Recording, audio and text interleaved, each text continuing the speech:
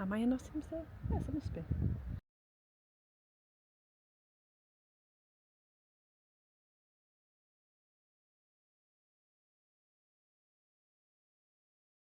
Well, good morning, just off from Sherwood Forest. So today it's very exciting because I finally get to visit Clipstone Headstocks. I've driven past this place a few times when we were staying at Centre Parcs, which is literally over there somewhere, and I've always thought I'd love to see inside this place. Now, I knew that they used to host events and that sort of thing, but you know, clearly I'm not local, so I'd always miss them. However, what I did find is that they do guided tours on a Friday. And because we have to leave on a Friday, and because I have the dog, therefore cannot stay in Centre Parcs, I thought I'm going to come and do this. So, guided tour it is. I'm so excited. Let me give you a very quick history. So the colliery was originally opened in 1922. By 1930s, it was producing 4,000 tonnes of coal daily. And in 1946, the National Coal Board took over the site, invested in the construction of these new headstocks and winding engines. These were needed in order to expand operation to the lower seam, which is approximately 920 metres below the surface. 2 shafts were used at the colliery, with one shaft being used to transport the personnel and equipment, and the other to transport coal skips. In 1986, the colliery produced 1 million tonnes of coal and employs 1,300 people at its peak. Sadly, coal mining at Clipstone came to a temporary close in 1993 when British Coal mothballed the site. It was subsequently reopened by RJB Mining in 1994 and continued mining until April 2003 when it was closed for good. But there's much more to Clipstone Colliery than the mining history. We also have the wartime history, and this is where our guided tour will start. Clipstone Camp became the world's largest army training camp. Gosh! Strange enough, with 30,000 troops stationed here. Wow! And all this lot, we've dug up from around here. Wow! So this is all from over 100 years ago, from World War One. That's way older There's than all mugs of and us. cap badges and all sorts, buttons Gosh! and coins, all Amazing from World stuff. War One. And then here you've got a Model T Ford, which was used in France in World War One. Wow! There's even bullet holes in the door there, which unfortunately they go through the other side and kind of point at where the driver was sat. Ooh! We've left the top off this so you can actually see the internal combustion engine working. They're what we call the pistons going up and down. You see You them? don't normally see that sort of thing, do you? No. There's 4 cylinders going up and down there and the 8 valves. What's the sort of speed on something like that then? Oh, very slow. Yeah. 18 miles an hour. Oh wow. Tops. That's even slower than the Welsh speed limit. This was the first idea they had to cushion the rubber, because there used to be solid tyres. Yeah. Then they drilled them out to cushion it, and then they came up with the idea of pneumatic tyres. That one there, that was used in World War One, and then it was used later for delivering coal around here. Wow. All the miners used to get free coal. Miners used to get a free coal. Free coal. That's yeah. a perk then. It is, isn't it? Yeah. Even now, but they have to import it now. Oh. Actually, they were issued to the ladies, because when all the men went out fighting in the war, the ladies had to go on the farms. Yeah. And they were issued with these bikes. They've got these bits of string here to stop your skirt going in the spokes. Ah, That's called a land army bike. wow. Here's some pictures of World War One Clipstone. So all the drives across the road, they're still numbered the same actually. Still, if you live in one of those houses, it's Avenue 1 to 7. Okay. And these were actually Avenues 1 to 7, they were numbered all the way through. Wow. That's the main road here that you've just come in on, with the troops marching down. The main Mansfield Road up there? Mansfield Road, yeah, that's Mansfield Road there. Who knew there was so much history? And over in the woodland where you've just stayed, Yeah. there are still 62 kilometres of trenches Is there really? that no one knows about. Oh wow, They're not okay. very deep now because they've been filled in Yeah. with mulch and what have you. Yeah. But that's where the men used to train. Trench warfare. Oh wow. See, these are the sort of thing I should know last week so I could go and find them whilst you were in this pool. You can't find them actually. Can you not? No, the woodland there is called, they call it Sherwood Pines, but it's actually Clipstone Forest. Ah, okay. So Centre Parcs' address is actually Clipstone Forest, but I think they prefer Sherwood Forest as the address. Yes.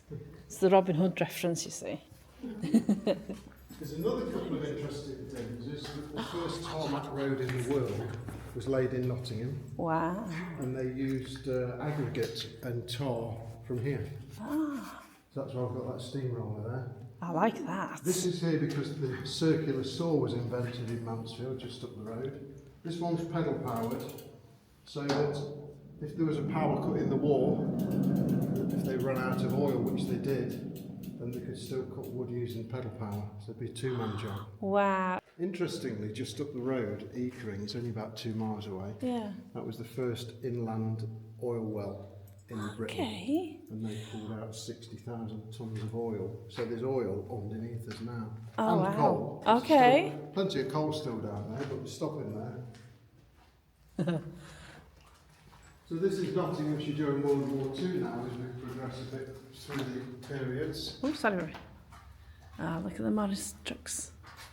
That's just up the road at the fire station there. Yeah. What have we got over here? There's a place called Wollerton Hall, which is quite well known here. Yeah. And all these sheds here were actually, they made it into a prisoner of war camp in World War I II. think I have heard of that one. Yeah. I've seen a video on YouTube about that Well, one. these will be German soldiers, prisoners, Yeah. looking at the German newspapers there. That's my dad actually. He used Is to it? be a Lancaster bombers in the war. Wow. Nottinghamshire and Lincolnshire was very important during the war. All of this is Nottinghamshire. Yeah. You can see the number of RAF Gosh. bases. How many are there? I don't know. There's, 1, 2, there's 3, even a 4, nuclear 5, bunker 6. actually just near the city. Oh, it's good to know that, just in case we need it. Fascinating stuff, hey? That's my mum there. She used to work the radar at a place called Stenigot, which is just up the road. RAF Stenigot. So is that your dad then? Yeah, that's my dad. Yeah. She was, she was Jewish actually. Rosenthal was a Jewish name. Oh, okay. But she used to use the name Rose, not Rosenthal, because there were Jew bashers. Right, yes. That was a thing. Yeah, yeah. Um, Oh, look at what happened in Nottingham during the Blitz, look. yeah, that's in Nottingham. That's the Newark factory there. Wow, and St Mary's Church. Yeah, yeah. That's an interesting comment there. Look. Different connotations to today, isn't it? Yes, yeah. This is an air raid siren. Oh, that's So when there was a pending air bomb raid, they used to wind this and everybody used to go in their shelter. Yeah? Oh, you won't like that noise, will you, mate? Yeah, well, that shelter behind there, they used to have those in everyone's back garden, so instead of stopping in the house, you went in that shelter. Yeah. Because if you were in the house and it got bombed, it would come down on you. But the idea is you stay in the garden and stay in that tin shed. Yeah. Then hopefully it sort of bounce off the roof of the shed, you see. Oh, yeah. Well, we cover the 3 periods really, because these vehicles are World War II, and these 2 are the Cold War, after the World War II. So here, that vehicle is in that picture there actually, in the Blitz in Nottingham City Centre. That's part of the university building that got, and that's the old car. Wow. These are made in America, but thousands of them were supplied to British troops as well, all left-hand drive. There's 2 famous people up there, do you know who they are? Do you know who they are? No. Do you not know who they are? No. Okay, so that's Adolf Hitler. You'll learn a lot about him in secondary school, and that's Winston Churchill. Do you know which one is ours and which one's the German? Can you guess? Guess is that ours and then that's. No, so Winston Churchill was our leader, and Adolf Hitler was the German leader. Or the Nazi leader, I should say. Yeah? Very bad man. Got to guess what's in there. They drop it out of an aircraft. That's the parachute. It comes out the end there. And when it drops, it has to be cushioned so it doesn't damage the contents. What do you think was in it? Have a look at the pictures. It's any close. There's a motorbike. It's a motorbike. So the troops would be on the ground and they used to drop the motorbikes out the sky so they can ride off in the fields. Next. Wow. Cool. So this shaft has got its cap on it. Underneath us is a hole that goes down 3,000 feet. Gosh. 920 Well, hang on. metres Let's just step back in Quite case. solid. It's got a 1 metre depth of concrete and steel on top of it now. Yeah. But the men and equipment used to go down here, so they used to go on these, what they call man riders. This is a model of it. So you'd have 35 men upstairs and 35 downstairs. So 70 men. They travelled down at 30 miles an hour. It's quite a rapid descent, it makes your ears pop. Yeah. So imagine going down at 30 miles an hour, or up in fact. But only a couple of minutes and you're at the bottom, 3,000 feet down where the coal is. You can't quite gauge how deep that is, can you, really? No, if you think of a good half a mile. Yeah. Yeah. You go down the training tunnel if you like. Do you fancy going down? Yeah? Yeah. Wowzers. You okay, Megs?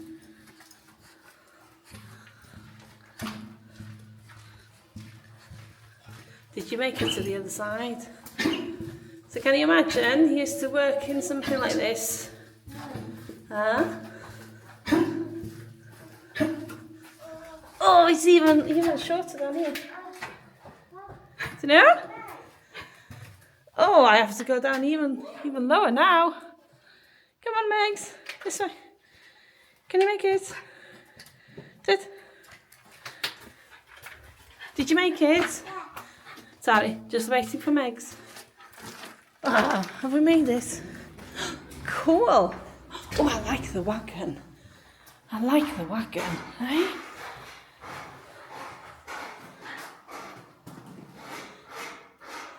So was that the training tunnel then, yeah? We made it! We made it through the training tunnel. Ooh. There you can see, this is what you call a traverser. The whole thing rolls sideways, so that's a coal tub. Have you ever seen a piece of coal? That's a piece of coal. Oh yeah, very dirty. We do know what coal is, don't we? We volunteer on a heritage railway, so. Oh right. Oh yeah, we know coal. Yeah. So that was the old coal tubs. They actually dispense with coal tubs and use skips instead. These very long, tall boxes. Oh. So the man would, if you look up there where that light is, the man there would sit operating the conveyor, and the skips were very long, tall boxes. They would be drove right up there. And that's actually a door you can see there that opens up for the coal to go out from the skip into a hopper and then onto a conveyor. Wow. And then below us we've got the shaft there. Wow. Again, that went down 3,000 feet. But you can see the rail is here on the floor, and over the other side there's a point system so it crosses over. Right. And then this, if you've got friends interested in railway, Yeah. Most people haven't even seen a traverser. Yeah. So these, if you look over there, you can see the wheels actually. See that white bit there? That's actually one of the wheels. Wow. Careful, Megs. So it just enabled them to transfer one coal tub from one side to the other by rolling the whole floor across. Yeah. Careful, Megs. Wow. Oh, I love it. So this is all operated by electricity. It was operated by steam originally, but then they converted it to electric power. And the building in the middle is actually called the Powerhouse because that's where the main power is. How was the electric generated then? Well, from the power station. Just from the power station? Yeah, I mean, what used to happen is to drag coal up, burn it, boil water and create steam and use the steam. Okay. When it was converted, the coal has to go to the power station for them to do the same, and then the electricity comes back in. Okay. A bit inefficient, really. Yeah, but needs must, isn't Yeah. it? Wow, how tall is that now up there? Oh, up there then. That's 62 metres up there. Gosh. 200 feet to the top. So I noticed outside this one is covered, but the other one isn't. This is to draw the air. It creates a vacuum. Oh, It's okay. like a vortex. So this is what they call the upshaft. Oh, okay. Sorry, Meg. Up in terms of coal, but also up in terms of drawing air out, because obviously they've got to keep the gases out of the mine. Okay, yeah. And cool it down a bit. Right. So that's the down shaft. So air was sucked downwards and then blown upwards. Ah, okay. So to make sure all the and also the dust from the coal coming up, the town will be covered in clouds. So this was the upshaft and that was the downshaft, and that's the different. Right. Okay. Yeah. So underneath us, there's a massive hole that runs all the way under this floor, Yeah. and that used to go to a chimney out there. The chimney was Right. just to exhaust the air. Oh, I see. Okay. He's probably smelt a rabbit or something. Megsy. We do have lots of little rabbits Oh, running around. Megs, come on, boo. Eh? Yeah, there'll be No, there are pigeons. yeah. And there's Well, we don't jackdaws. tend to walk on there because pigeons drop other things as well as feathers.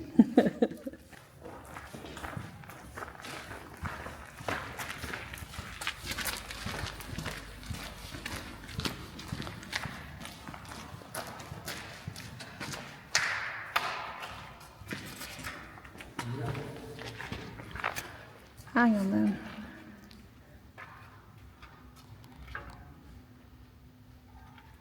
Come on, Megs, I'm going to have to lift you up again. Where are you? Oh, you are a dirty little doggy now. Look at your paws. Whoops. Yeah, you go. I'll give you a clean before you go in the car. In the old days, I used to use canaries, Yeah, do you remember? the little yellow birds. Little yellow Yeah. birds. And if yeah. the little yellow bird sadly dropped off its perch, it meant there was methane in the pit. You So have to get out quick. it meant for the humans to get out. So yeah. Cheers, Jan. So the Powerhouse is the main building between the two pit heads, and this is where all the winding gears were controlled from, and of course where the power was generated. Today the winding cables are gone, but the control equipment remains in place, as you can see. It also houses a range of memorabilia. So you've got Davy lamps and Union banners and commemorative plates, requisition books, all sorts of fascinating things.